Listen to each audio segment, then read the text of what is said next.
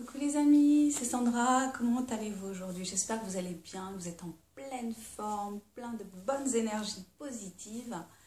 Aujourd'hui, j'ai envie d'aborder un sujet qui est un peu d'actualité parce que c'est le printemps et que le printemps c'est la saison, enfin le début du printemps, c'est la période où on fait un petit peu de nettoyage, enfin voilà, on déblaye, on nettoie, on trie. Et vous avez peut-être remarqué, si vous êtes sur Facebook, qu'il y a des posts qui reviennent assez régulièrement où les gens disent qu'ils vont faire un nettoyage de printemps parmi leurs amis sur Facebook, qui vont éliminer, entre guillemets, les personnes qui ne réagissent pas à leurs posts, qui ne sont pas actives. Alors, est-ce que c'est une bonne idée de faire ça? Est-ce que ça a du sens? Pourquoi on est amené à faire ça?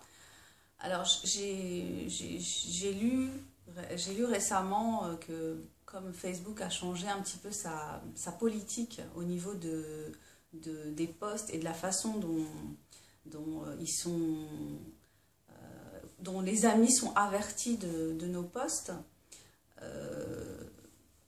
Donc Facebook a fait ça parce qu'il voulait promouvoir en fait la publicité payante, c'est-à-dire que si on utilise Facebook dans un but plutôt commercial, on est amené, si on a vraiment envie de diffuser à grande échelle, à choisir de faire de la publicité plutôt que comme on faisait auparavant, à mettre un post et puis être quasiment sûr qu'il allait être vu par énormément de nos contacts. Donc effectivement, leur politique a changé. Et il y a beaucoup de gens qui conseillent justement par rapport à cette politique de faire le tri dans les contacts et de supprimer les contacts qui justement interagissent peu ou alors pas du tout pour qu'il y ait plus d'interaction avec ceux qui ont l'habitude d'interagir ou de beaucoup interagir ou d'interagir un petit peu. Donc ça a du sens par rapport à ça. Alors je ne sais pas si vous avez tout compris de ce que j'ai dit, j'espère que j'ai été claire, j'ai l'impression d'être un peu confuse, mais bon, c'est pas grave. Je continue, donc voilà, de faire le tri dans les contacts qu'on a sur Facebook, et bien ça peut avoir du sens à ce niveau-là. Ça permet que nos posts soient davantage vus, et ça permet que nos posts soient davantage partagés. Bon, si on a comme amis des personnes qui ont cette tendance à partager, qui n'est pas forcément très répandue non plus. Oui, faire le tri, oui, ça peut avoir du sens.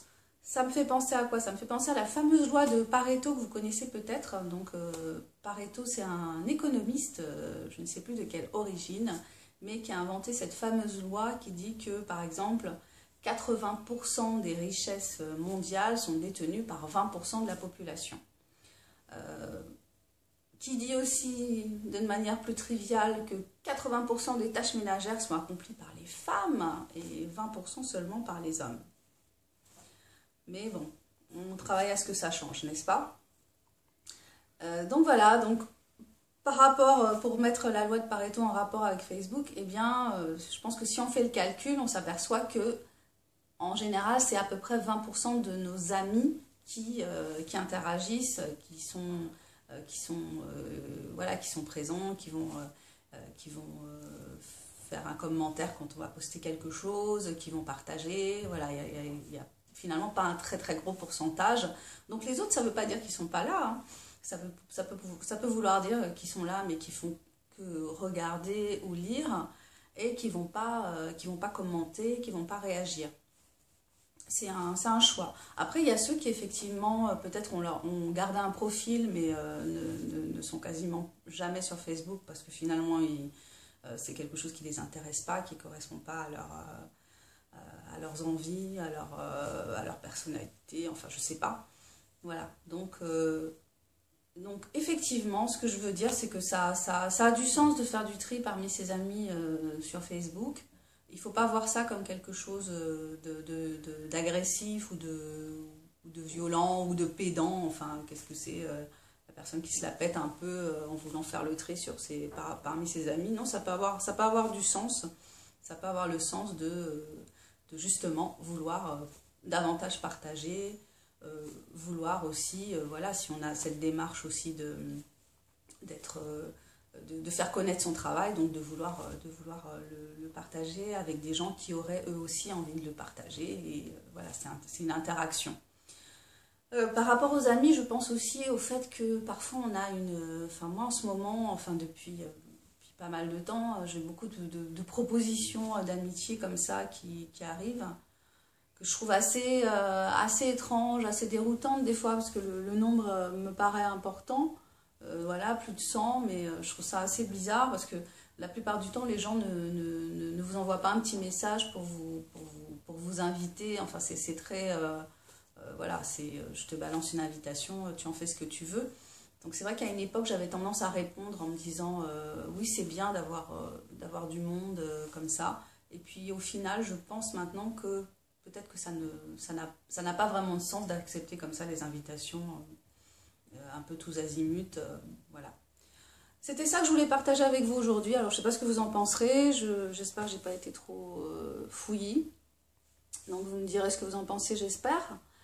Donc pour ceux qui ne me connaissent pas, je suis Sandra Ganneval, je suis écrivain indépendant. Mon objectif en créant cette chaîne, c'est de partager avec vous des réflexions sur l'auto-édition, sur l'écriture, sur la lecture. Si vous avez aimé cette vidéo, mettez-moi un like. Si vous ne l'avez pas aimé, mettez-moi un. Si vous le souhaitez, ça me ferait super plaisir d'avoir un 12e abonné. Alléluia. Donc abonnez-vous à ma chaîne. Qu'est-ce que je peux vous dire d'autre? Si vous voulez savoir ce que je fais, eh bien, je vous invite à découvrir, je vous mets des liens juste en dessous de la vidéo. Je vous souhaite une excellente journée, prenez bien soin de vous et on se retrouve bientôt, si vous le voulez bien, pour la prochaine. Bye bye, bonne journée, prenez bien soin de vous.